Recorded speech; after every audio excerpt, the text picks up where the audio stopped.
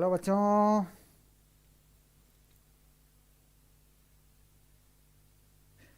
Chapter number 3 शुरू करेंगे, सरल रेखा में गति। बच्चों,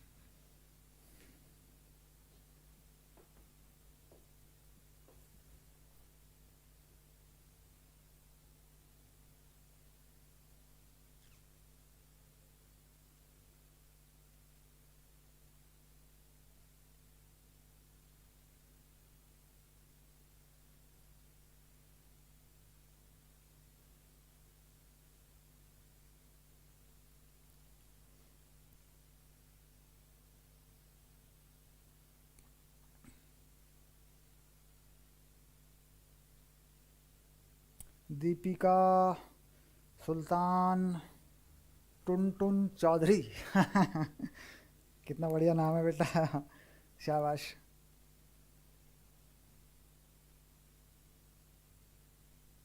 बच्चों, ऑडियो वीडियो टेस्ट करो अपना।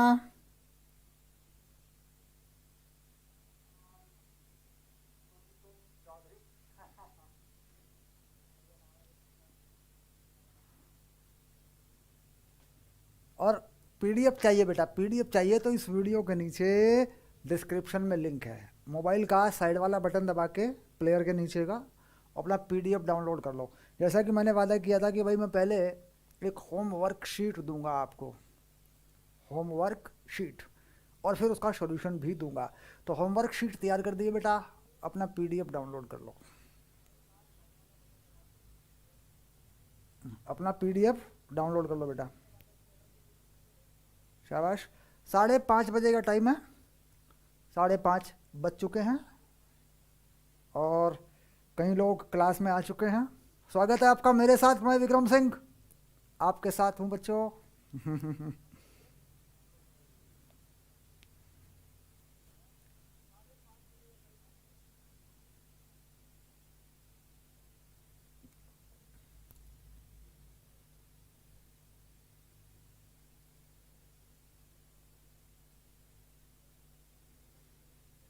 हेलो बच्चों, ऑडियो वीडियो टेस्ट करें बेटा। गुड इवनिंग भूवी, भूवी कुमार, शाबाश। न्यूमेरिकल सीरीज, न्यूमेरिकल आंकिक प्रश्नों की एक श्रृंखला भौतिक विज्ञान में मेरे द्वारा शुरू की गई है। मैं विक्रम सिंह। बच्चों, इसका पीडीएफ जरूर डाउनलोड कर लेना। इस वीडियो के नीचे डिस्क्रिप्शन में विज्ञान कुलम नाम का मेरा ब्लॉगर है, वेबसाइट है मेरी, वहाँ पर पीडीएफ मिलता है बेटा, फ्री ऑफ कॉस्ट मिलता है। वहाँ से ज़रूर डाउनलोड कर लेना और वहीं से इसका हल भी डाउनलोड होगा। जैसे ही आप नोट्स पे क्लिक करेंगे तो पूरा एक फ़ोल्डर खुल जाएगा आपके सामने। उस फोल्डर में सब कुछ मिलेगा, चैप्टर के नोट्स भी मिलेंगे बेटा, होमवर्क शीट भी मिलेगी और इसका सॉल्यूशन भी आ जाएगा, क्योंकि ये पूरा हफ्ता यही चैप्टर चलने वाला है। पूरे हफ्ते यही चलने वाला है। सरल रेखा में गति, मतलब गति के न्यूमेरिकल तुम्हारे एकदम बढ़िया करके दूंगा, फर्स्ट क्लास। शाबाश बच्चों, शुरू कर देते हैं पढ़ाई। पहला सवाल, पहला सवाल लेके आ रहा हूँ बेटा। कौन कौन आ गए भाई? भाई भूवी आ गए भाई, okay sir. Routine class, routine class रुको अभी, रूटीन क्लास के लिए रुक जाओ। न्यूमेरिकल डिस्टर्ब हो जाएगा तुम्हारा अगर रूटीन क्लास चली तो। रूटीन क्लास चली, न्यूमेरिकल डिस्टर्ब हो जाएगा वो भी।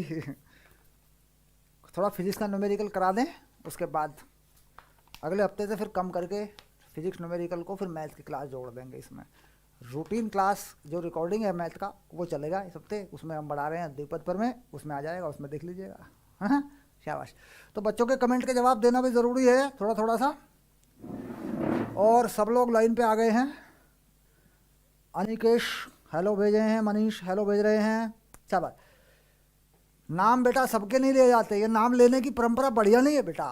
कह रहे मेरा नाम लो नाम सबके नहीं ले जाते बेटा, नाम लेता रहूँगा तो पढ़ाऊँगा कब बेटे। हाँ शाबाश। चलो अब आया देखिए एक कण की स्थिति। एक पहला सवाल ले रहे हैं, एक्स अक्ष पर गतिमान एक कण की स्थिति x बराबर 12 plus 18t plus 9t square. तो ऐसे लिख देते हैं बेटा, 9t square plus 18t plus 12 metre, जहाँ t समय सेकंड में है। इस चैप्टर का सबसे पहला जो बेसिक सवाल होता है बेटा यही होता है। अब आता है ज्ञात कीजिए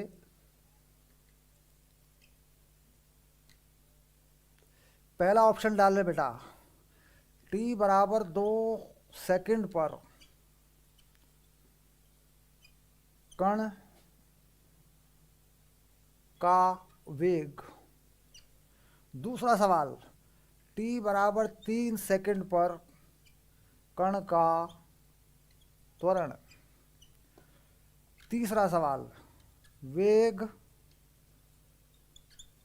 समय ग्राफ। चौथा सवाल, त्वरण समय ग्राफ।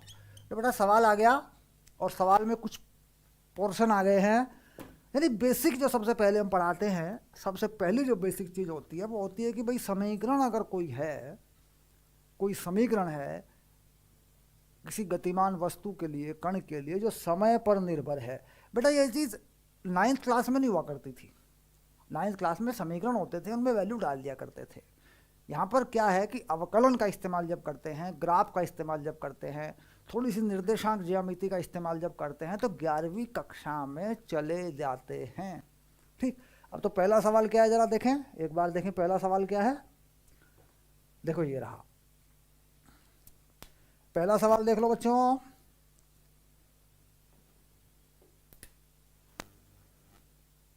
पहला सवाल देखो बच्चों, शाबाश। तो ए वाला जो पार्ट है, देखो ए वाला जो पार्ट है, t बराबर 2 सेकंड पर कण का वेग। तो वेग समय पर कैसे निर्भर है? तो सबसे पहली बात करते हैं कि वेग की समय t पर निर्भरता बेटा पहले निकालनी पड़ेगी तुम्हें, है ना। निर्भरता तुम्हें पहले निकालनी पड़ेगी।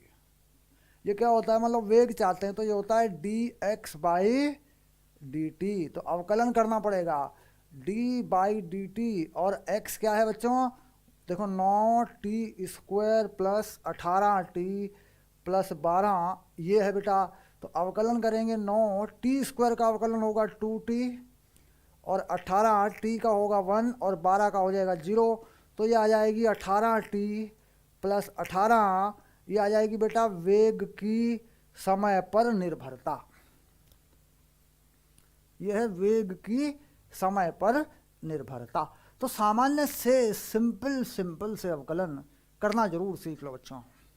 भौतिक विज्ञान में सिंपल से अवकलन, सिंपल से समाकलन लगते हैं, उन्हें ज़रूर सीख लो। तो ये क्या होगी बेटा, ये होगी वेग की समय पर निर्भरता। अब आया देखो कहाँ पे क्या कह रहा है, ये कह रहा है जी 2 सेकंड पर वेग बताओ। 2 सेकंड पर वेग बताओ। जिन लोगों ने पढ़ रखा है उनका रिवीजन हो जाएगा। और इस वीडियो के नीचे डिस्क्रिप्शन में मेरा एक नोट्स है, एक होमवर्क शीट है।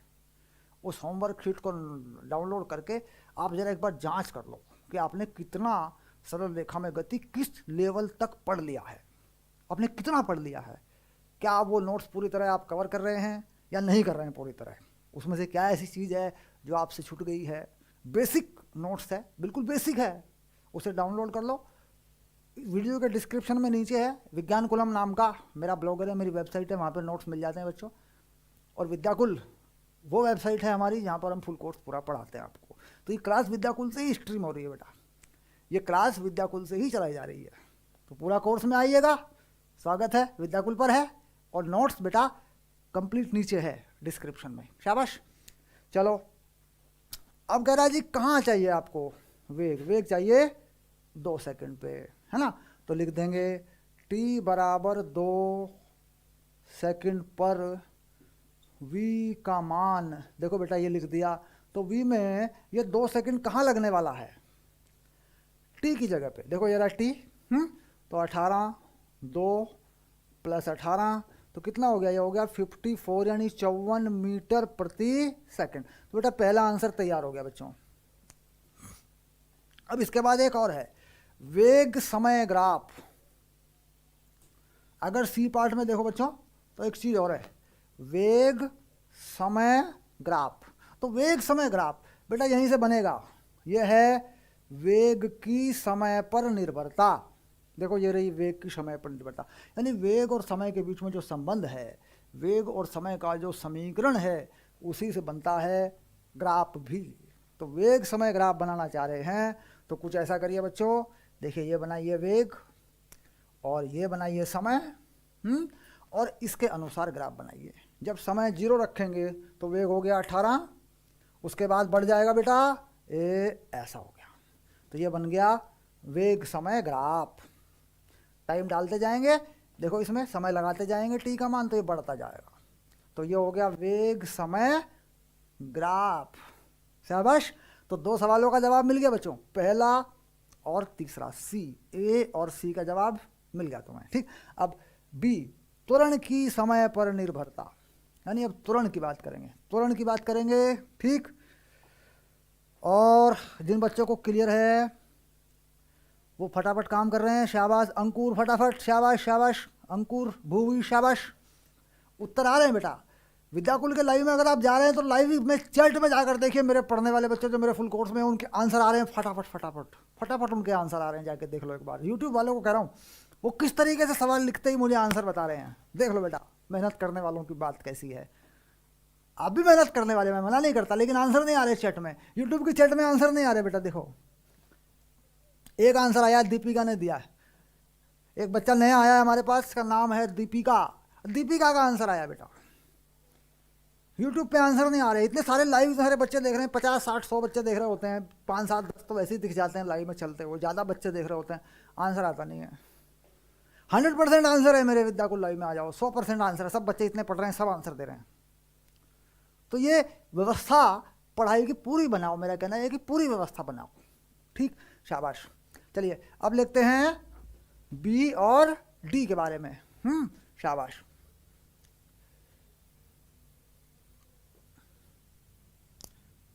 चलिए अब देखते हैं बी और डी के बारे में। यानी बेटा बी और डी के जो उत्तर हैं वो एक ही जैसे हो जाएंगे। देखो एक ग्राफ बनाना है और एक त्वरण बताना है। तो त्वरण क्या होता है, त्वरण की समय पर निर्भरता, ये देख बेटा ये आ गया। कैसे निकालते हैं त्वरण, त्वरण होता है dv बाई dt समय के पदों में, मतलब वेग परिवर्तन की दर। जैसे अभी अभी देखा वेग हुआ था विस्थापन परिवर्तन की दर, तो यहाँ पर हमें ज़रूरत पड़ेगी v की। तो v क्या था जरा देख के बताएं बेटा, v याद करें, v क्या था, v था 18t प्लस 18, ये था v। तो ये हो गया देखो कितना, यहाँ पे 18t प्लस, तो ये हो गया 18, ये एक, ये अचर पद है इसका 0 हो गया, तो ये हो गया 18 मीटर प्रति सेकंड स्क्वायर। बेटा ये त्वरण आ गया। तो त्वरण की समय पर निर्भरता नहीं है, यानी त्वरण कैसा है, त्वरण अचर है, हर समय कांस्टेंट है। अब इसका ग्राफ बनाया जाएगा तो ऐसा बन जाएगा, देखो ये t हो गया, ये a हो गया, यहाँ पे लिख देंगे 18 और ऐसी सीधी लाइन बनेगी। 18 ही है, 18 ही है, इसमें देखो, अगर ये घटता बढ़ता तो यहाँ 18 के साथ में कुछ टी के पद आते, समय के साथ घटना बढ़ना आता, और यहाँ कुछ ग्राफ बनते। अभी क्या है, 18 है हर समय पर, तो ये होगी समय पर निर्भरता। तो दोनों बातें कंफर्म हो गई भाई, त्वरण 18 है और 2 सेकंड पर वेग 54 है, 54 है। ठीक है, चलो बच्चों आगे बढ़ते हैं, शाबाश।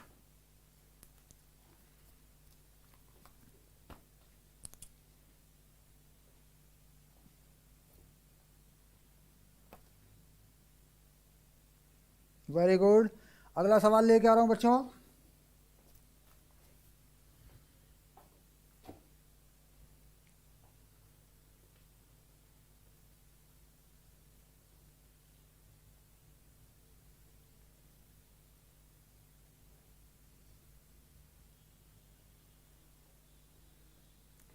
नंबर 2, एक रेलगाड़ी अपनी यात्रा की कुल दूरी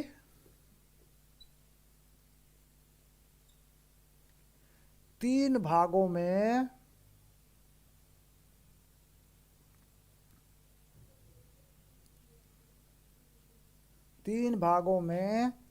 तय करती है। यदि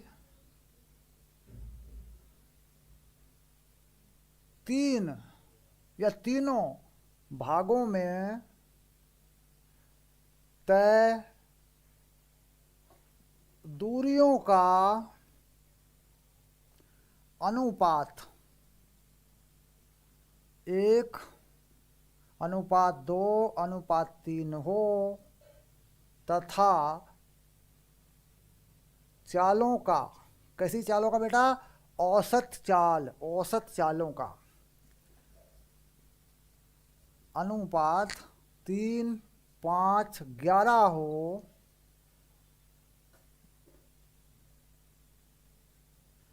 एवं प्रथम भाग में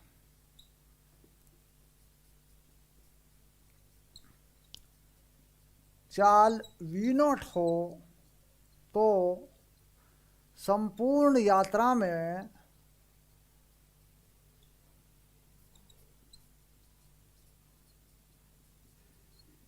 रेलगाड़ी की औसत चाल क्या होगी। बेटा ये औसत निकालने वाला एक सवाल है, औसत चाल निकालने वाला एक सवाल है, जो अपने आप में एक ही सवाल काफ़ी है कॉन्सेप्ट को समझने के लिए। अगर इस कॉन्सेप्ट पर कभी कोई सवाल बना आपके सामने आया तो इसी एक सवाल से हो जाएगा। पढ़ लीजिए, ये कह रही है एक रेलगाड़ी अपनी यात्रा को 3 भागों में तय करती है, 3 पार्ट्स।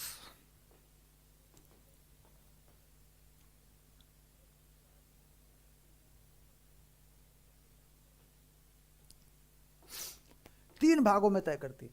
तीनों भागों में जो दूरियां तय करती है वो रेलगाड़ी, वो उनका अनुपात 1:2:3 है। और जिन चालों से, जो उसकी चाल रहती है पहले भाग में, दूसरे भाग में, तीसरे भाग में, उनका अनुपात 3:5:11 है। और पहले भाग में जो चाल है बेटा वो V0 है।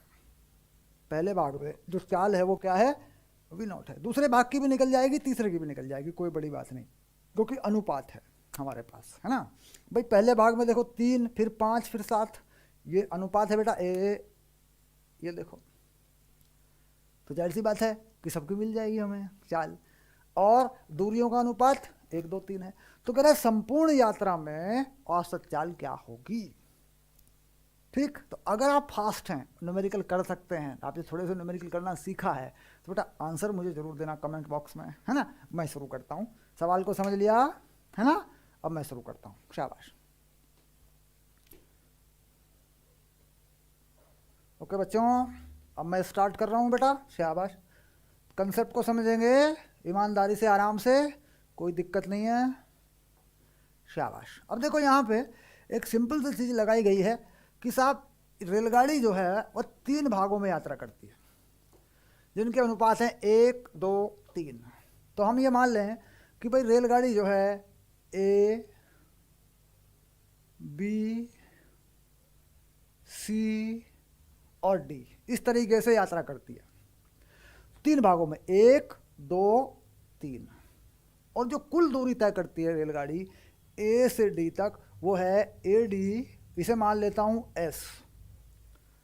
और यहाँ चलती है रेलगाड़ी एक्स, यहाँ चलती है 2x, यहाँ चलती है 3x। देखो बेटा यही अनुपात है 1 2 3।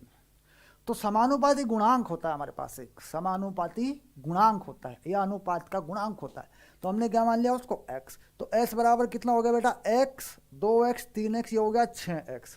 यानी कुल दूरी a से d तक रेलगाड़ी 6x के बराबर तय करती है। ये बात सही हो गई, शाबाश। अब इसके बाद चाल की बात करते हैं। a से b तक की चाल को क्या मान लें, v1, इसे क्या मान लें v2, इसे क्या मान लें v3। ठीक, अब हम कह रहे हैं कि साहब v1 अनुपात v2 अनुपात v3, ये है हमारे पास। देखो बेटा ये 3 5 7, ये अनुपात है 3 अनुपात 5 अनुपात 7 नहीं 11 है ना बेटा। देखो 11 है, शाबाश। तो ये भी बात क्लियर है कि अगर हम चाल में भी कोई अनुपात मान लें तो ये चीज़ कैसी हो जाएगी। देखो यहाँ पर v1, तो v1 कितना हो गया 3y, v2 कितना हो गया 5y, और v3 कितना हो गया बच्चों 11y। ये y क्या है, ये y चाल वाला समानुपाती गुणांक है ना। अब बात आती है कि साहब यहाँ जो समय लगेगा उसे मान लें t1, यहाँ समय लगेगा t2, यहाँ समय लगेगा t3। तो बेटा t1 क्या होगा, पहली यात्रा का समय क्या होगा, ये होगा x बटे 3y। दूसरी यात्रा का देखो यहाँ से डाल देंगे 2x बटे 5y, और तीसरी यात्रा का 3x बटे 11y। देखो बेटा ये सारे समय आएंगे नहीं आएंगे। ये क्या है, ये क्या है, ये है ए बी बटे v1, ये क्या है बी सी बटे v2, ये क्या है सी डी बटे v3। तो समानुपाती गुणांक या अनुपात का कोई अंक लगाकर ये बना दिया। अब आया औसत समय, औसत चाल। तो ए से डी तक की औसत चाल अब निकल जाएगी बच्चों, शाबाश। तो वी ए डी ऐसे लिख देते हैं औसत।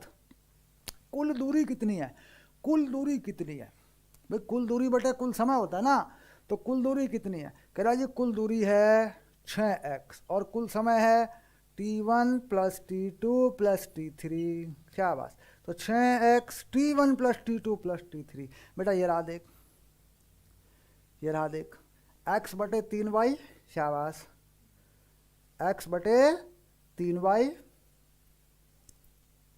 चलो यहाँ लिख लो x बटे 3y।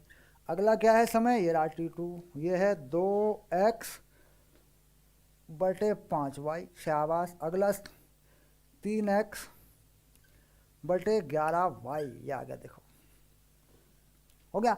अब ये क्या है, यही है औसत चाल, है ना। अब इसे हल कैसे करेंगे, देखो यहाँ कर देंगे, इधर इधर आ जाओ बच्चों, शाबाश, यहाँ आ जाओ, यहाँ आ जाओ यहाँ पे, ठीक है। तो वी ए डी बराबर, है ना। अब यहाँ कुछ लघुत्तम बनेगा, एलसीएम बनेगा 11 5 3, इसका लघुत्तम बनेगा। तो क्या बनेगा लघुत्तम, 11 5 और 3 का लघुत्तम क्या बनेगा। पहले x कॉमन लेके काट लो, ऊपर से x नीचे से x काट लो। तो ये हो गया 6, और ऊपर चला गया y नीचे से कॉमन लेके ऊपर कर दो बच्चा, ठीक है। और ये आ गया 1/3 प्लस 2/5 प्लस 3/11, ये आ गया बेटा, ये देख ऐसे। तो y का मान कहाँ से प्राप्त होगा, बताओ बच्चों, y का मान कहाँ से प्राप्त होगा। ये कह रहे जी पहले भाग में आपने यहाँ चाल दे रखी है v0, जरा सवाल को पढ़ के देखो बेटा। पहले भाग में चाल दे रखी है v0, तो y का मान कितना होगा बेटा, यहाँ से y का मान कितना आएगा, y आएगा v0 बटे 3। तो यहाँ रख देंगे, यहाँ रख देंगे 6 v0 बटे 3। देखो बेटा y का मान रख दिया, और नीचे रख दिया 1/3 प्लस 2/5 प्लस 3/11, 2/5, और ये प्लस में बेटा अच्छे से लिखता हूँ, 3/11, हो गया, इससे इसे काट दो, ये 2 आ गया। देख सवाल आया कि नहीं तेरे हाथ में। 2v0 बटे 1/3 प्लस 2/5 प्लस 3/11, यही है बेटा आंसर, यही है VAD औसत। ये आंसर तैयार है। इस आंसर को मैं बॉक्स में कर रहा हूँ बेटा, ये देखिए मैंने बॉक्स में कर दिया, ये रहा आंसर, देखो शाबाश। ओके बच्चों, ये रहा बेटा आंसर, देखो। हाँ, तो कंफर्म हो गया अनुपातों को कैसे हल किया जाता है, ये बात भी क्लियर हो गई बच्चों। और औसत चाल कैसे निकाली जाती है, ये बात भी क्लियर हो गई बच्चों। औसत चाल का बेसिक फॉर्मूला क्या है, कुल दूरी बटे कुल समय, ये बात भी क्लियर हो गई बच्चों। हाँ, तो मैंने कहा था कि एक ही सवाल ऐसा है बेटा जो कई सारे कंसेप्ट क्लियर कर देगा आपके, है ना। तो देखो ठीक से, और स्क्रीनशॉट ले लो बेटा, कंफर्म इसको दोबारा से इसकी जांच करना, अपना स्क्रीनशॉट ले ले, इसकी जांच करना। शाबाश बच्चों, डन। अगला सवाल लेके आ रहा हूं मैं।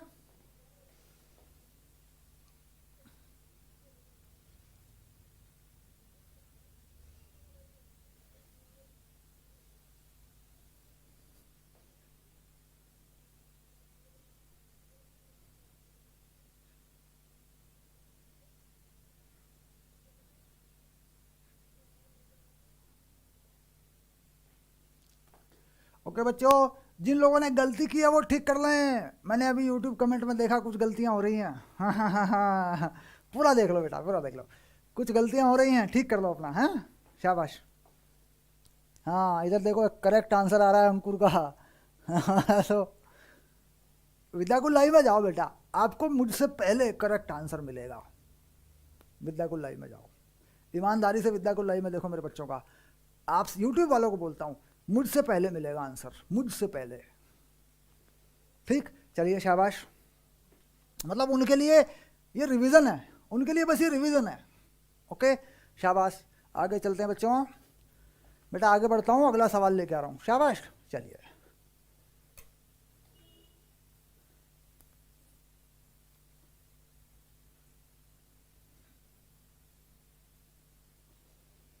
क्वेश्चन नंबर 3 आ गया बच्चों, 3 आ गया, 3। क्वेश्चन नंबर 3 आ गया बेटा। किसी भवन की छत से एक गेंद मुक्त रूप से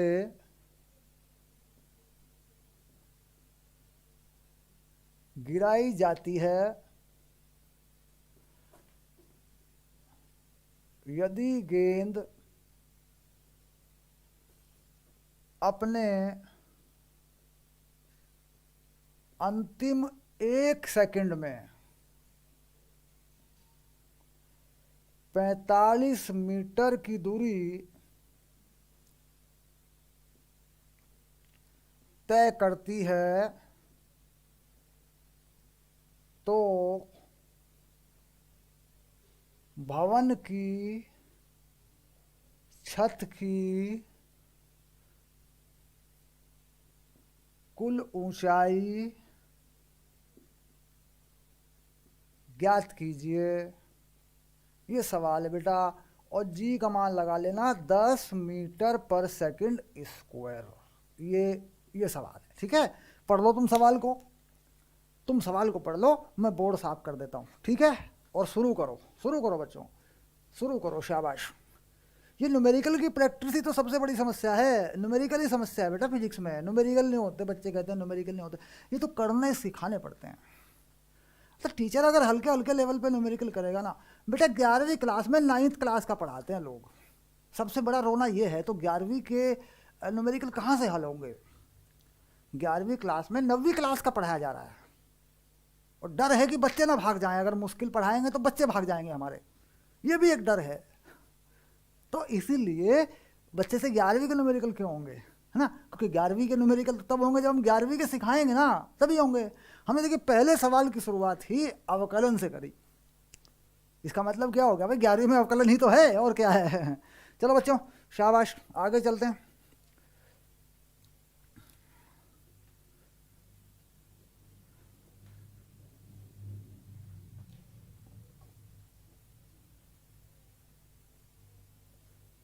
ओके बच्चों, शाबाश। चलो ये लो बेटा, करो सवाल।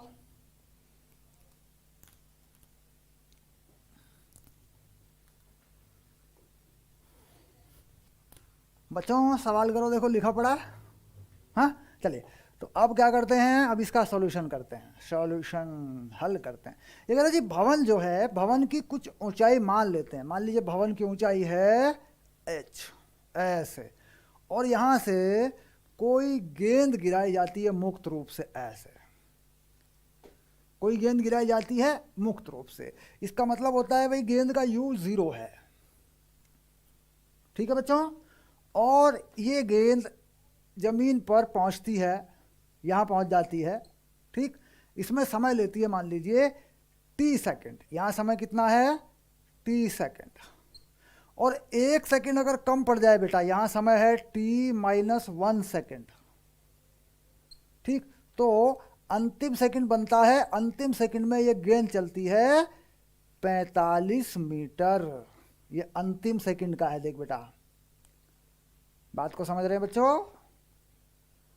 भाई यहां से गेंद छोड़ी, कुल कितने सेकंड में जमीन पे आई, t सेकंड में। देखो t लिख दिया मैंने, और 1 सेकंड कम कर दूं तो टाइम कितना हो गया, t-1 सेकंड। तो गेंद कहाँ गई, यहाँ पे आ गई, कितनी ऊंचाई पर, 45 पर। तो ये ऊंचाई क्या है फिर, ये वाली ऊंचाई क्या है, ये है h-45। ये वाली जो है 1 सेकंड कम किया हुआ है जिसमें। अच्छा, जब मैं h-45 लगाऊंगा यहां से, तो क्या लिखूंगा, हाफ जी t-1 का स्क्वायर। ये बात पक्की है बच्चों, क्योंकि यहाँ समय 1 सेकंड कम है, पूरा समय क्या माना, t माना मैंने। और बेटा जब ये h लगाऊंगा तो क्या लिखूंगा, हाफ जी टी स्क्वायर। बताओ लिखूंगा कि नहीं लिखूंगा। भाई क्या समीकरण होता है मेरे पास, मेरे पास समीकरण होता है s बराबर U T plus half A T square. यही समीकरण तो है। और ये u है, ये तो 0 है,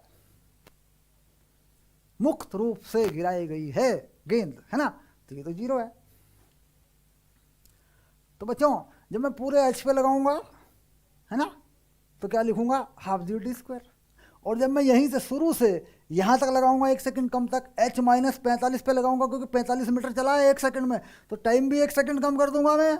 तो 2 समीकरण तैयार हो गए। तो बेटा ये जो समीकरण है ये, इसे क्या मान लें, ये सर पहला समीकरण मान लेंगे सर, और ये दूसरा समीकरण मान लेंगे, बस हो गया। लो हाँ, अब उत्तर बताओ ये निकाल के। h का मान चाहिए मुझे, बताओ h का मान कैसे निकलेगा। कह रहा जी ये जो मान है, सबसे पहले ये h का मान पहले यहाँ लगाओ, और पहले टाइम निकालो, क्योंकि इसमें h और t दोनों ही पता हो जाएंगे आपको। क्योंकि हम सीधे सीधे t का मान निकालें यहाँ से, ये समीकरण फंस जाएगा बेटा, द्विघात का समीकरण बन जाएगा। तो क्या करें, सबसे पहले इस h को निकालें, t निकाल लें। तो h का मान यहाँ से यहाँ लगा देते हैं। तो बेटा ये है h-45 और हाफ जी t-1 का पूर्ण वर्ग, है ना। तो लगा दिया हाफ जी टी स्क्वायर। देखो ये h का मान लगा दिया, -45 बच्चों 1/2 जी t-1 का स्क्वायर। अब यहाँ पे कुछ चीज़ आ रही, देखो इसको इधर ले आऊँ, इसको इधर ले आऊँ, तो बन गया हाफ जी, और यहाँ ब्रैकेट में हो गया टी स्क्वायर माइनस t-1 का स्क्वायर। ये कॉमन ले लिया बेटा मैंने, ये हो गया 45, ऐसा हो गया। देख अब g का मान,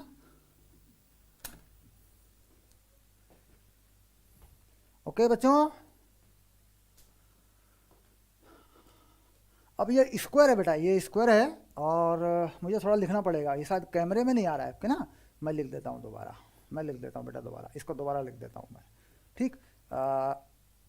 बराबर 1/2 जी t-1 का स्क्वायर। ये आ गया, देखो अब आ जाएगा, है ना, अब आ गया होगा। तो ये चीज़ आ गई, और ये पूरा किसके बराबर आया बच्चों, ये आ गया 45 के बराबर। अब g का मान क्या है, जी का मान है 10। ठीक, तो यहाँ 10 लगा दो तो कितना हो जाएगा, यहाँ जी का मान 10 लगाऊं बेटा, यहाँ आ जाऊँ नीचे, शाबाश, यहाँ लिख देता हूँ देख। जी का मान हो गया 10 तो हो गया 5, और ये ब्रैकेट यहाँ से हल कर ले बेटा, यहाँ से T square T minus one का स्क्वायर, ये बचेगा 2t-1, ये बचेगा 2t-1, और ये हो गया 45, ये आ गया देख। तो ये हो गया कितना, 2t-1 बराबर 9 और t बराबर 5 सेकेंड आएगा बेटा, ऐसे t बराबर 5 सेकेंड, यानी कुल कितना समय लिया गेंद ने जमीन तक पहुंचने में, 5 सेकेंड। तो h चाहिए, देखिए ये रहा h, तब h का मान आ गया, h कितना हो गया, हाफ जी 5 का स्क्वायर, तो कितना बन गया ये बनेगा 125 मीटर, और ये हो गया आंसर। ठीक, तो समीकरणें कैसे बनती हैं, समीकरणें कैसे एक दूसरे के साथ हल होती हैं मिल करके, ये ही प्रैक्टिस है बेटा 11वीं क्लास में। 11वीं क्लास में ऐसा ही है, एक समीकरण लगा लो उत्तर आ गया। 11वीं में ऐसा नहीं होता बेटा, 11वीं का अपना एक लेवल है, 11वीं कक्षा की अपनी एक मान्यता है, 11वीं कक्षा की अपनी एक समझदारी है। बात को समझो बच्चों, 11वीं में 9वीं का समीकरण लगा लगा के हल कर रहे हैं ना, तो 9वीं क्लास में ही रह जाएंगे अपन फिर। 9वीं में नहीं, 11वीं में हैं हम लोग, 11वीं क्लास में पढ़ रहे हैं, और 11वीं में हम जो पढ़ रहे हैं उसके आधार पर हमें 12वीं भी पढ़नी है, जेई नीट जैसी परीक्षाएं भी देनी है, अच्छे परसेंट भी बनाने हैं, है ना। 9th क्लास के आधार पर थोड़ी 12वीं का एग्जाम दे देंगे हम लोग। तो इसीलिए अपने लेवल को अच्छा करें बच्चों, अच्छे अच्छे सवाल करें, शाबाश। हो गया, चलिए अगला सवाल लेते हैं बेटा।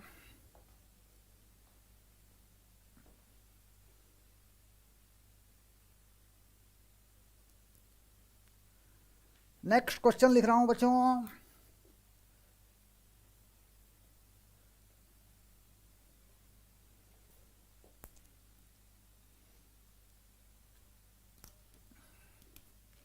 नेक्स्ट क्वेश्चन, एक कण एक्स अक्ष पर गतिमान है तथा इसका वेग v बराबर 8-4t है, जहां t समय सेकंड में है। कण द्वारा t बराबर 0 से t बराबर 4 सेकंड में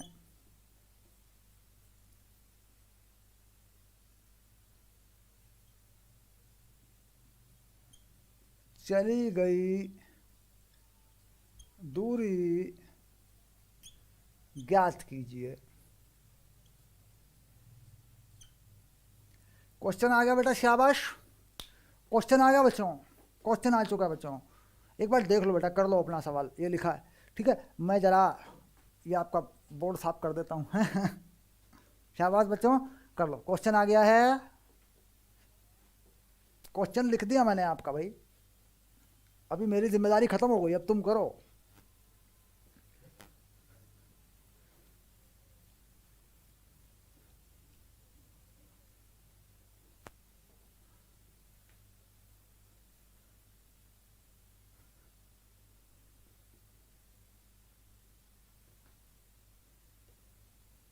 शाबाश बच्चों। बेटा 1 मिनट के लिए मैं कमेंट देखूंगा, लेकिन इसका मतलब ये नहीं है कि मैं सबके नाम बोल दूंगा, मैं कमेंट देखूंगा दीपिका वेरी गुड।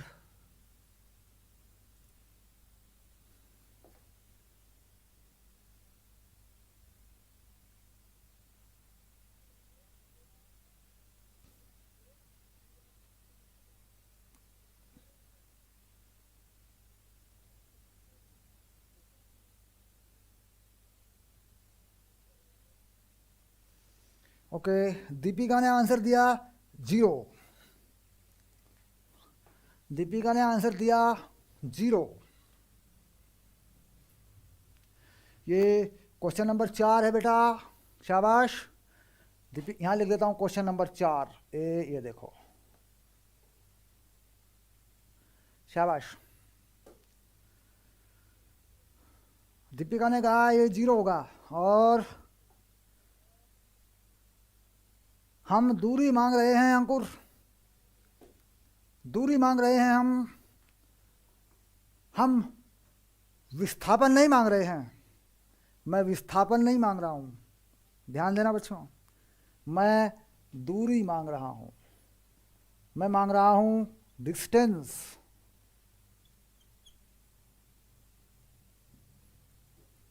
मैं विस्थापन नहीं मांग रहा हूं, ठीक। मतलब इतना हल्का मामला नहीं है, अगर सही मायने में न्यूमेरिकल लगाएंगे ना तो इतना हल्का मामला नहीं है। हाँ, शाबाश। चलो बच्चों मैं करके दिखाता हूँ, ओके, शाबाश। देखो बच्चों, हम जान रहे हैं यहाँ पे कि dx बाई dt ये v होता है, और dx ये v dt होता है। बेटा इसे कह देते हैं समाकलन। v क्या है, 8 - 4t, और ये हो गया dt, ऐसा कुछ हो गया। समाकलन करेंगे तो 8t - 4t² हो गया, ये हो गया 8t - 2t²। अगर मैं इसे dx को x लिख दूं, सीधा विस्थापन बना दूं, dx के जगह पे x लिख दूं, विस्थापन बना दूं, और यहाँ पे समय लगा दूं 0 से 4 सेकंड, यानी t की जगह पे 0 से 4, इसे कहते हैं बेटा सीमा। ऐसे तो कितना आंसर आ रहा है बच्चों, 8, 4, 2, 4 का स्क्वायर, तो 8 चौक 32, 16 दूनी 32, 0 आंसर आ गया, ठीक। लेकिन बेटा ये जो है ना, ये प्रक्रिया है, ये क्या है, ये क्या है, ये बच्चों ध्यान देना, ये विस्थापन है। यही मैं समझा रहा हूँ, यही मैं समझाने के लिए तो मैंने सवाल लिखा है, और तुमने वो गलती कर दी जो मैं चाहता था। ये विस्थापन है, ये दूरी नहीं है, ये विस्थापन है, ठीक।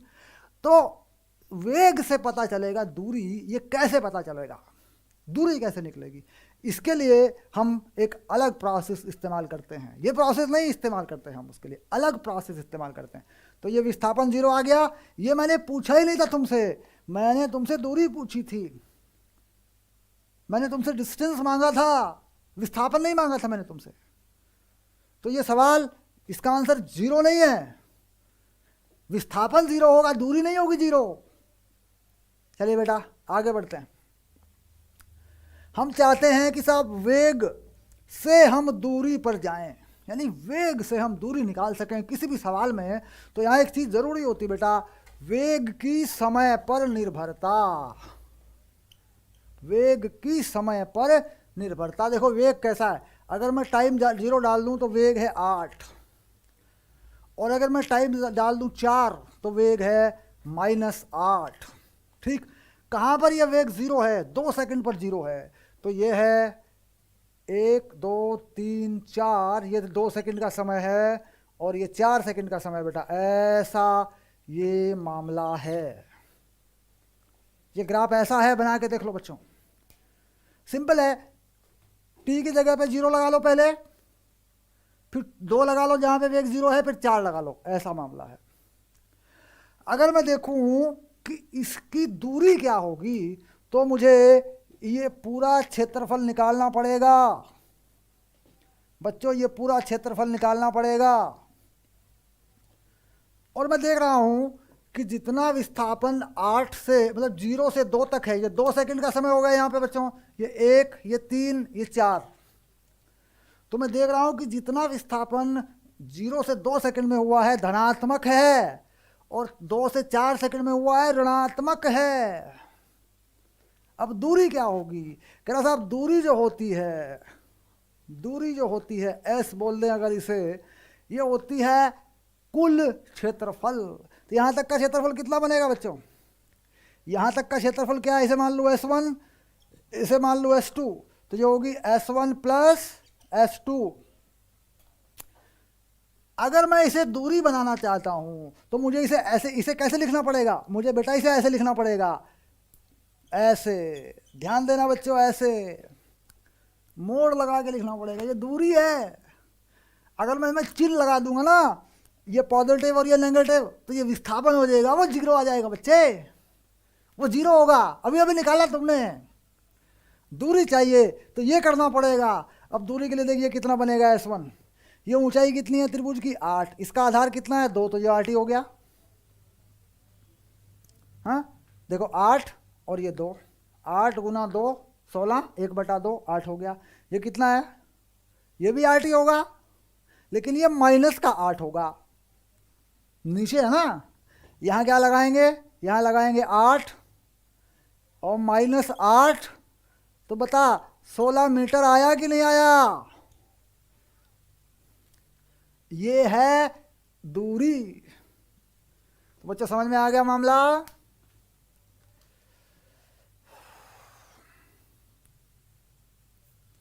जीरो से 4 सेकंड। डन। तो ये बात समझ में आई होगी बच्चों कि विस्थापन के होते हैं समीकरण, विस्थापन के होते हैं समीकरण, दूरी के नहीं होते हैं समीकरण। समीकरण दूरी के नहीं होते हैं। वेग से ही पता चलता है, वेग से ही पता चलता है। और वेग से भी कैसे पता चलता है? कि वेग का ग्राफ बना लिया जाए, हल्का फुल्का, हल्का फुल्का, और उसमें यह पता लगा लिया जाए कि वेग जीरो कहाँ है। तो फिर वो क्षेत्रफल निकाल लिए जाएं सामान्यतया और उन्हें जोड़ दिया जाए इस प्रकार। तो ये बनती है दूरी। शाबाश बच्चों, डन हो गया? गुड।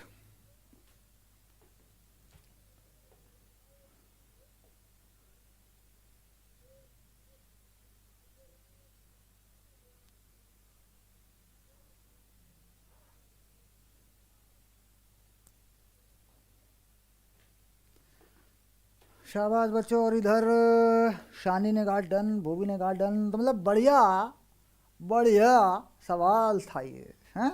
शाबाश बच्चों, आगे चलते हैं। अगला सवाल लिखने जा रहा हूं बच्चों।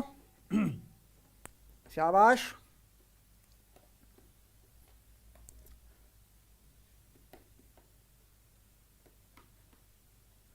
क्वेश्चन नंबर 5 अब होगा हमारे साथ। क्वेश्चन नंबर 5, क्वेश्चन नंबर 5 के लिए तैयार हो जाओ बच्चों।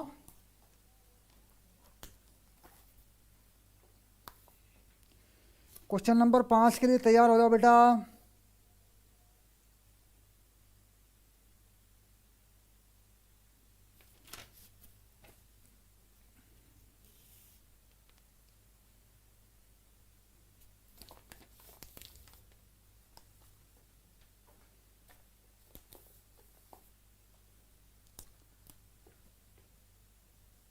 एक गेंद h ऊंचाई से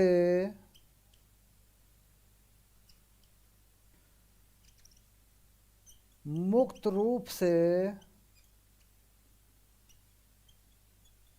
गिराई गई है। यदि भूमि तल तक पहुंचने में इसने t समय लिया है, तो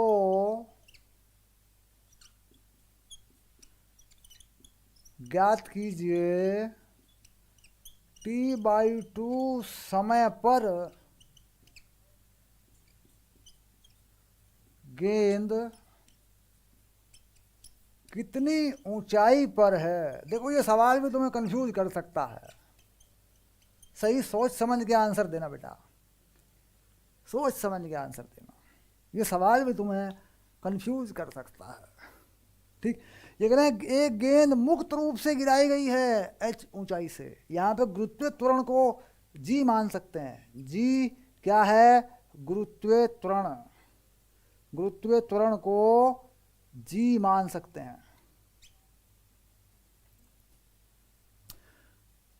एक गेंद h ऊंचाई से छोड़ दी गई और जमीन तक पहुंचने में उसने कितना समय लिया बच्चों? ये लिया देखो t, ये t समय लिया बेटा। ये रहा, ये कह रहा जब समय आधा था, जब समय आधा था तो कितनी ऊंचाई पर थी ये गेंद, ये सवाल है। ठीक, चलो देखो, बताओ आंसर फटाफट। ओके, बी क्विक, बता दो। गुड टीचिंग कैलाश भाई जी, बहुत बढ़िया, धन्यवाद भाई जी आपका।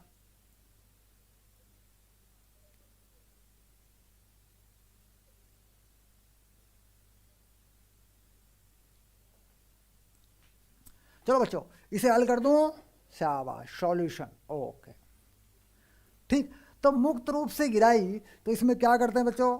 सबसे पहले क्या करते हैं, ये मान लेते हैं, देखो भूमि तल, ये क्या है? भूमि तल, ये मान लिया मैंने भूमि तल। ये रहा, ये रहा, ये रहा, ये रहा, ये रहा, ये रहा भूमि तल।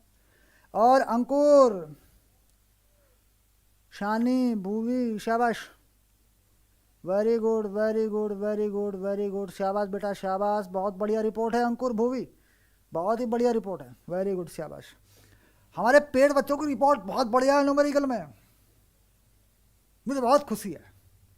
हम कई महीने से मेहनत कर रहे हैं फिजिक्स में और रिकॉर्डेड कोर्स भी पूरा है आपके पास, आपने देखा हुआ है, इसका मतलब आप लोग ईमानदारी से देख रहे हैं बेटा, यही सबसे अच्छी बात है। बहुत अच्छी रिपोर्ट है हमारे पेड़ बच्चों की विद्याकुल में, क्योंकि आंसर जब आते हैं पता चल जाता है ना। चलो शाबाश। अब ये है भूमि तल और ये है मान लीजिए कोई ऊंचाई का बिंदु, कोई ऊंचाई का बिंदु है, देखो ये जो ऊंचाई है ना, ये जो पूरी ऊंचाई है, इस ऊंचाई को मान लेता हूं मैं h, ये पूरी ऊंचाई है। यहाँ पे h बताई गई तो बड़ा h मान लेता हूँ, जैसा बत दिया है वैसा ही मान लेता हूँ, ये पूरी ऊंचाई है h। और यहाँ पर जो गेंद है वो गिराई गई है इस ऊंचाई से ऐसे नीचे की तरफ, और ये कह रहे हैं जब गेंद यहाँ पहुंची ऐसे तो इसने लिया है समय t, जमीन तक पहुंचने में इसने t समय लिया है। तो इसका मतलब तो सीधा है कि h बराबर हाफ जी टी स्क्वायर। अब ये कह रहा जी यहाँ पर कहीं पर अगर गेंद है इस जगह पे, यहाँ पे समय ले रही है t/2 और ये ऊंचाई जो है ये है h डैश या h, जो भी माने बेटा, छोटा h मान लें, h डैश मान लें। तो जो h डैश है ये है हाफ जी t/2 का स्क्वायर, यानी 1/2 जी टी स्क्वायर बटे 4, यानी h/4। देखो h/4 होगा कि नहीं, ये चीज यहां से देखो h/4 होगा कि नहीं। ठीक, तो जमीन से जो ऊंचाई है, गेंद की जो जमीन से ऊंचाई है वो कितनी है? कह रहा जी वो h मान लें अगर, तो वो है h माइनस h/4, वो है 3h/4। ये है जमीन से ऊंचाई और ये है आंसर। डन करो बेटा बच्चों, डन करो। कितना बढ़िया सवाल था, एकदम मजेदार, लचकदार, रंगीन, बढ़िया।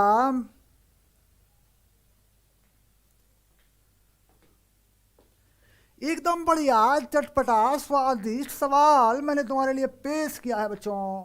देखो कितना बढ़िया सरल सा सवाल था। ठीक है बच्चों, आगे चलते हैं, शाबाश।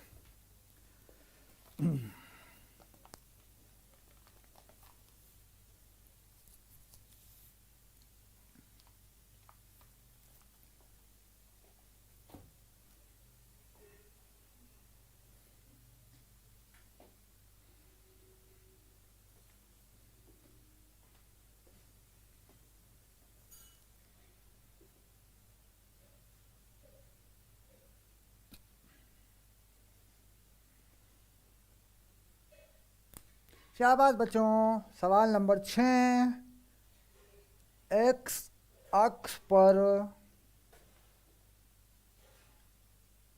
गतिमान एक कण के वेग की एक्स पर निर्भरता v बराबर अल्फा एक्स है, जहां अल्फा नियतांक है। तो x की तथा v की समय t पर निर्भरता ज्ञात कीजिए। लो बेटा, शाबाश, ये रहा सवाल बच्चों, ये रहा सवाल। थोड़ा हल्का थोड़ा भारी, थोड़ा हल्का थोड़ा भारी है। चलो शाबाश।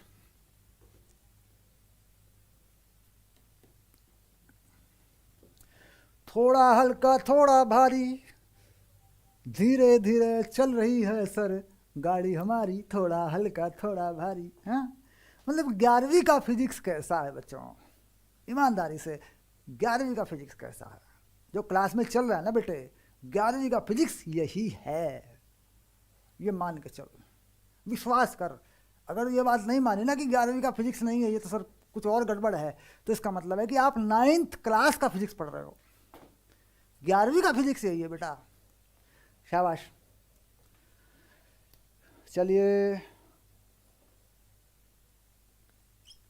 ये बड़ी बात है बेटा कि YouTube पर हकीकत में 11वीं का फिजिक्स दिया जा रहा है, हकीकत में मैं बता रहा हूँ, ये बड़ी बात है। क्योंकि ये हमें देखो पढ़ाना तो है ही, हम लोग तो पेड़ कोर्स में विद्याकुल में पढ़ाते हैं, हमारे बच्चे पेड़ में पढ़ रहे हैं, विद्याकुल वाले बच्चे पढ़ रहे हैं। देखो इधर डायरेक्ट विद्याकुल की चल रही है, इधर तुम्हारी यूट्यूब वाली चल रही है तो पढ़ाना तो मेरे को है ही भाई, मेरे को तो पढ़ाना ही है अपने बच्चों को। जो पेड़ में आ गए उनकी फीस मैंने ले रखी है, मेरी जिम्मेदारी है, उनको मैंने पढ़ाना ही है। अब आप यूट्यूब पे इस चीज़ को देख रहे हैं, ये एक अलग बात है। हम नहीं कहते यूट्यूब पे, अभी यूट्यूब पे ज़रूरी भी नहीं है कि भविष्य में हम ये क्लास देंगे, कुछ ज़रूरी नहीं है कि भविष्य में ये क्लास यूट्यूब पे होगी, क्योंकि मैंने यूट्यूब पे इस तरह की लाइव क्लास दी नहीं थी, पहले भी नहीं दी मैंने। 4 साल से मेरे कोर्स लगे हुए हैं विद्याकुल पे, पहले भी नहीं दी मैंने, और आगे भी मैं दूंगा, ये कोई गारंटी नहीं है। पर आज आप ये देख सकते हैं, ये पहचान सकते हैं कि सर वास्तव में 11वीं का फिजिक्स कैसा है। एनसीईआरटी के सवाल क्यों नहीं होते सर हमसे? बेटा इसकी सच्चाई यही है कि जो बेसिक है तुम्हारे पास वो 11वीं का नहीं है, वो 9वीं का बेसिक है, इसलिए वो सवाल नहीं होते। फिजिक्स में न्यूमेरिकल इसीलिए नहीं होते, 12वीं में जाके 10वीं का बेसिक लगाते हैं, 10वीं के फॉर्मूले लगाते हैं बच्चे, तो 12वीं के सवाल नहीं होते। हर क्लास का के लेवल पे हर चैप्टर का एक बेसिक है। इस वीडियो के नीचे डिस्क्रिप्शन में एक लिंक है, उस पर होमवर्क शीट है, जब जाएंगे आप तो नोट्स, चैप्टर का नोट्स का एक मेरा विज्ञान कुलम ब्लॉग खुलेगा, तो वहाँ पर एक शीट है, उसे डाउनलोड करके आप देखना है सवाल कैसे हैं, क्या लेवल होना चाहिए, मतलब 11वीं का लेवल कैसा होना चाहिए, कैसे पढ़ना चाहिए, सवाल आने चाहिए कि नहीं आने चाहिए हमसे। फिजिक्स पढ़ रहा हो तो फिजिक्स का सवाल होना चाहिए बच्चे। ये आएगा, देखो ये कह रहा है एक्स अक्ष पर गतिमान एक कण की समय पर निर्भरता। बेटा ये है समय पर निर्भरता, यानी सॉरी एक्स पर निर्भरता, ये है एक्स पर निर्भरता, यानी एक्स जैसे जैसे बढ़ता है एक्स वैसे वैसे वेग बढ़ता है। ये कह रहे हैं जहां अल्फा नियतांक है, यानी अल्फा कोई कांस्टेंट है, कह रहा एक्स की तथा वी की समय पर निर्भरता ज्ञात कीजिए, यानी टाइम के पदों में, टी के पदों में समीकरण को बदलना है। तो सिंपल सी बात है, अब देखो मैं इसका सोल्यूशन करता हूं बच्चों, सिंपल सी बात है। हमने कहा v बराबर अल्फा एक्स, तो बेटा ये होता है dx बाई डी टी, और ये हो गया अल्फा एक्स, तो ये हो गया dx बाई एक्स, ये हो गया अल्फा डी टी। बेटा ये हो गया समाकलन, ये होता है लोग का समाकलन, लोग का आधार होता है e, ये हो गया x और ये हो गया अल्फा t। यहाँ लग गई सीमा x1 x और यहाँ लग गई सीमा t1 t। कोई पहला यहाँ से गति शुरू करता है वो x1 है, बाद में कोई x है। इस x1 को ना बेटा x0 भी लिख देते हैं, इस पहले टाइम को ना बेटा t0 भी लिख देते हैं। ये कुछ खास बात नहीं है, मेन बात है कि जो x है ये क्या होगा और ये t के पदों में क्या होगा। अब देखो यहाँ से अगर सॉल्व कर लूँ इसको तो ये हो गया log x upon x0। Don't use the phone यार, ये क्या बात हुई। हेलो, हाँ बोल रहा हूँ, लेकिन आप कौन बोल रहे हैं भाई जी? लाइव क्लास में आप फोन क्यों कर रहे हो?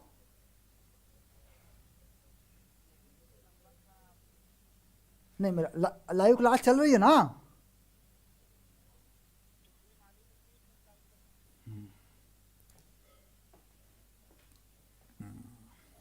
बाप रे, लाइव क्लास में फ़ोन कर दिया बच्चों ने यार, शाबाश, हमारा ध्यान भटका दिया, मैंने फ़ोन को साइलेंस पे कर दिया।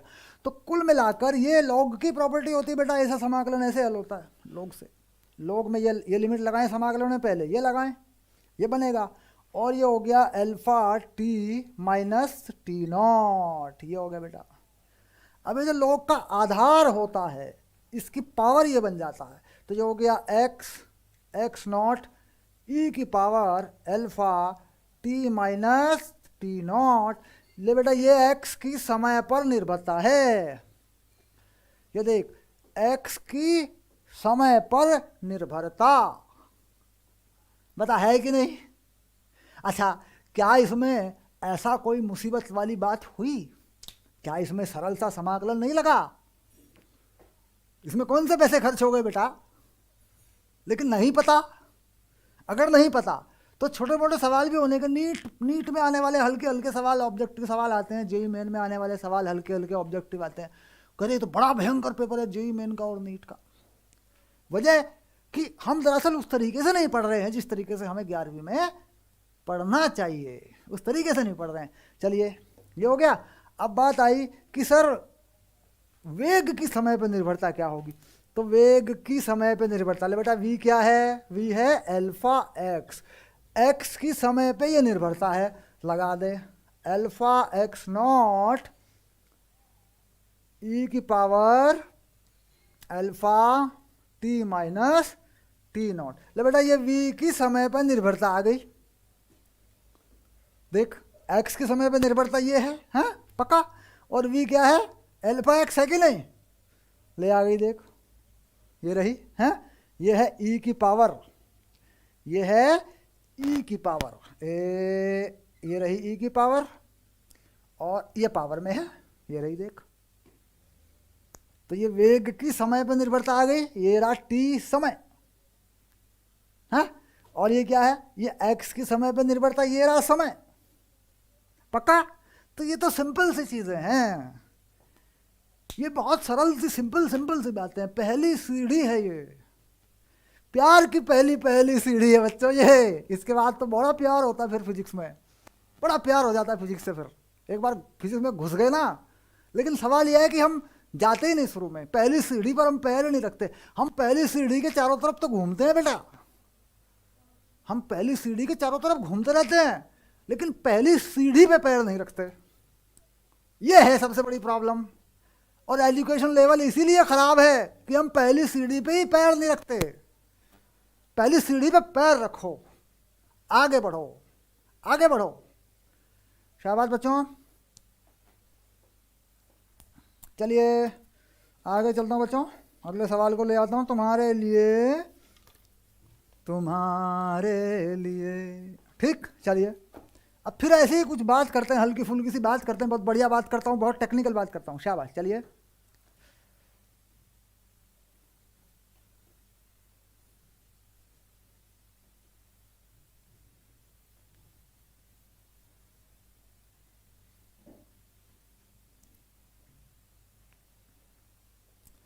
चलो बच्चों, एक्स अक्ष पर गतिमान एक कण की स्थिति x बराबर ए साइन अल्फा टी है, जहां ए तथा अल्फा नियतांक हैं, टी समय है, ज्ञात कीजिए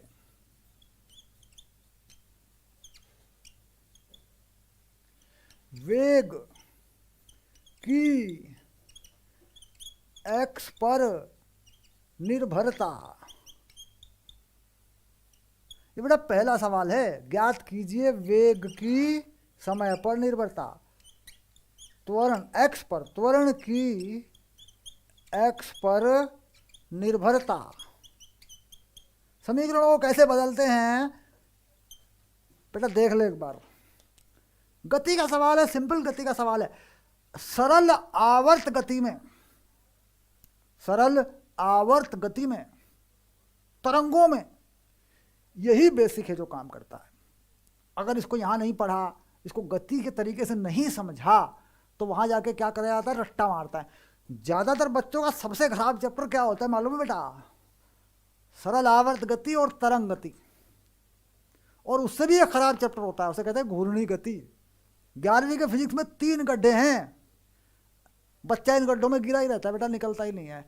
घूर्णी गति क्योंकि गति खराब है, पहले गति खराब हो जाती है ना, तो घूर्णी गति जरूर खराब हो जाती है। फिर सरल आवर्त गति खराब हो जाती है। यानी ये मान के चलिए अगर गति खराब हो गई ना बेटा, तो कंपटीशन लेवल पे अगर जाओगे ना, तुम्हारा 70% फिजिक्स खराब हो जाएगा। 70% फिजिक्स। 30% फिजिक्स होता है कॉन्सेप्चुअल, थ्योरी बेस, 11वीं और 12वीं मिला के, बस वो मान लो, वो ठीक हो सकता है। अगर गति खराब हुई तो मैं चैलेंज करता हूँ 70% फिजिक्स खराब हो जाएगा आपका। इसलिए गति का ये लाइव जरूर इसमें देखिए, इसको पूरे लेक्चर देखिए इसके, मज़ेदार। चलिए ये आ गया, शाबाश।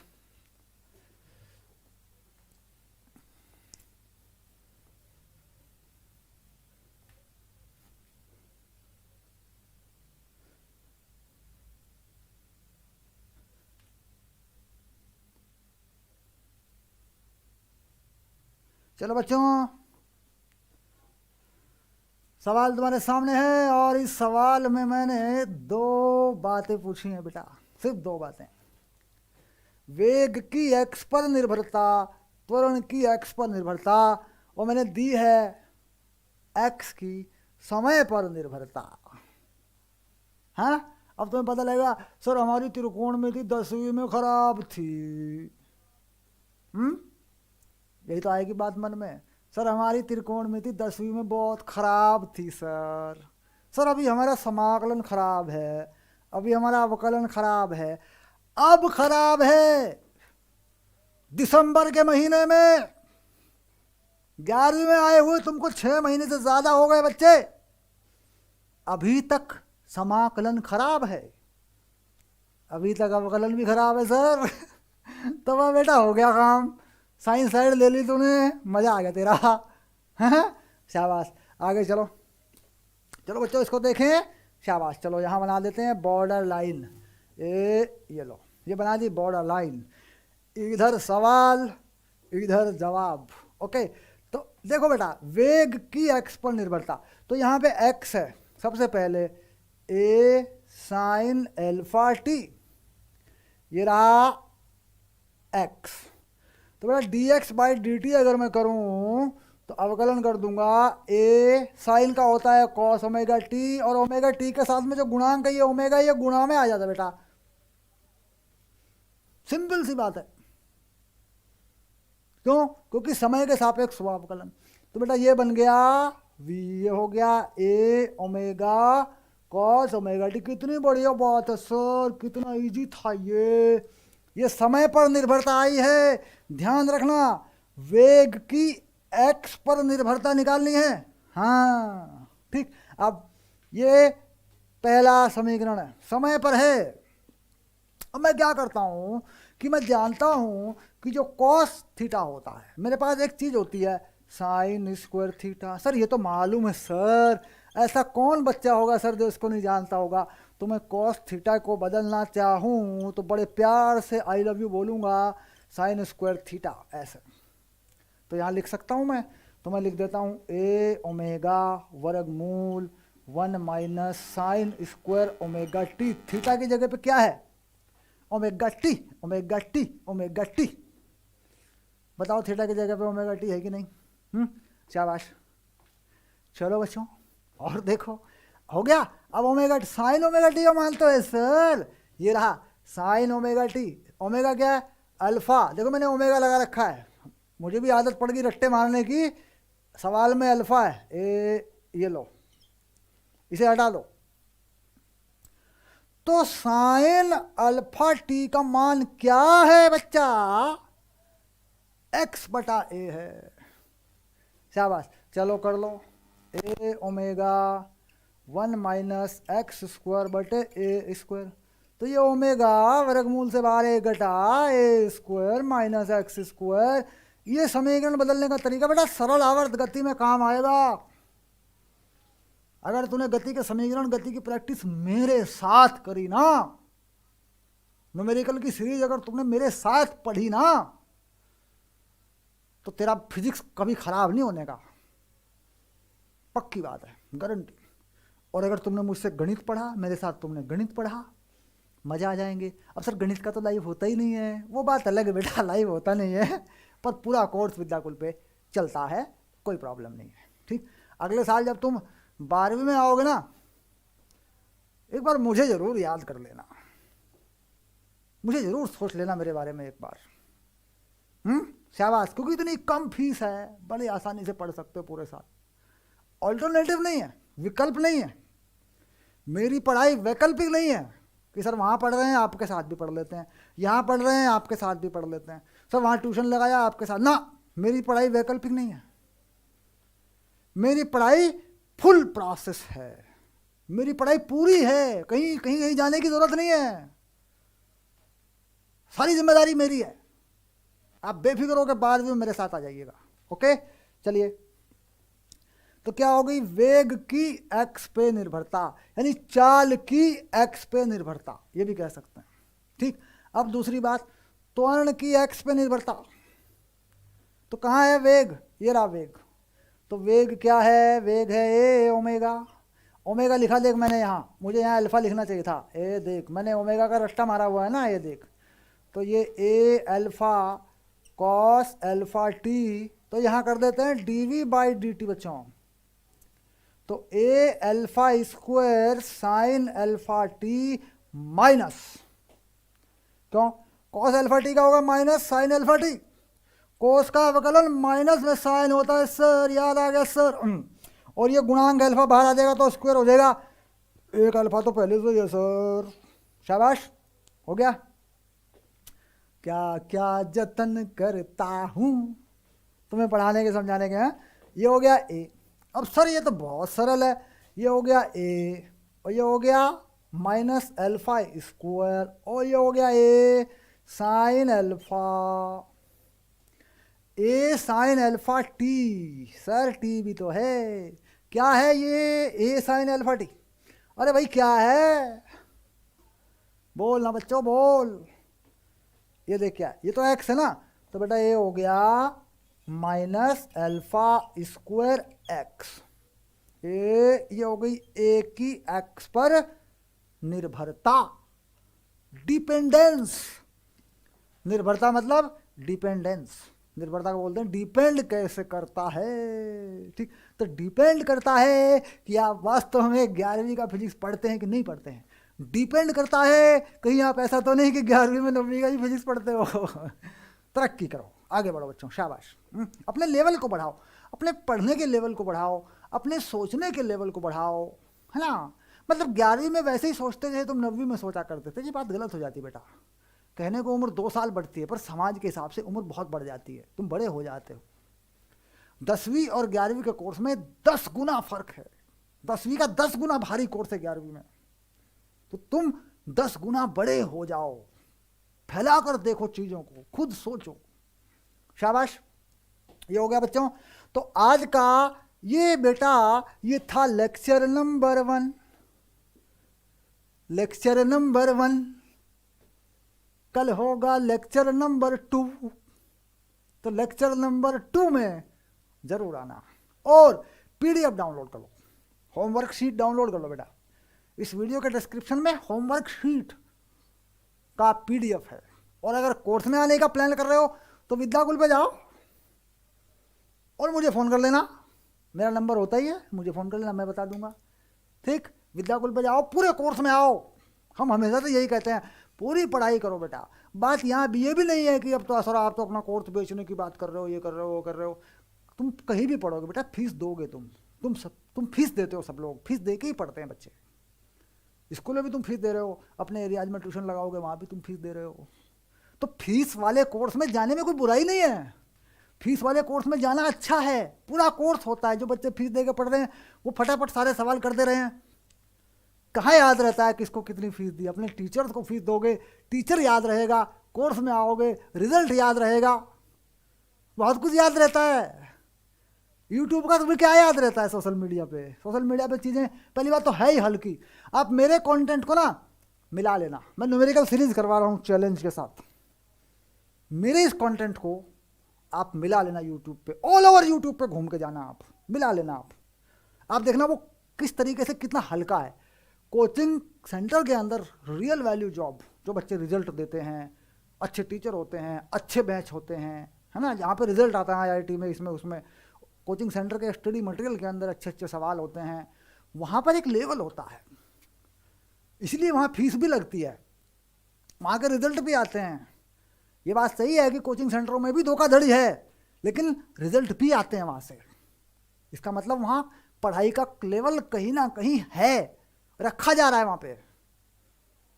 यूट्यूब की क्या मतलब टीचरों की क्या रेस्पॉन्सिबिलिटी है बेटा? यूट्यूब के टीचरों में, यूट्यूब के टीचर तो हम भी हैं। यूट्यूब पे मैं क्या जिम्मेदारी ले लूँगा आपकी? आपके मोहल्ले में, आपके एरिया में कोई टीचर है, वो आपकी जिम्मेदारी लेगा। मैंने 100 बार कहा है कि अपने एरिया में, अपने मोहल्ले में किसी अच्छे टीचर को ढूंढ के वहाँ समय लगाओ। यूट्यूब से बेटर अच्छा रिजल्ट आएगा तुम्हारा।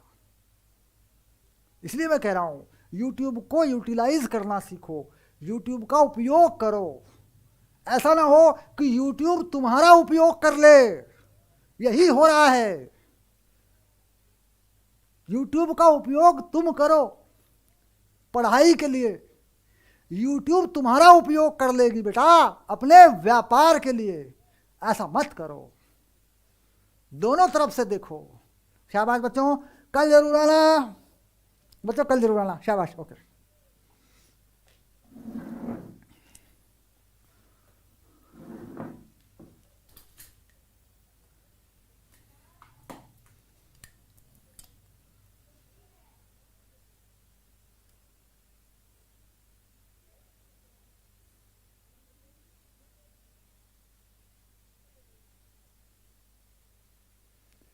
ओके शानी, ओके भूवी।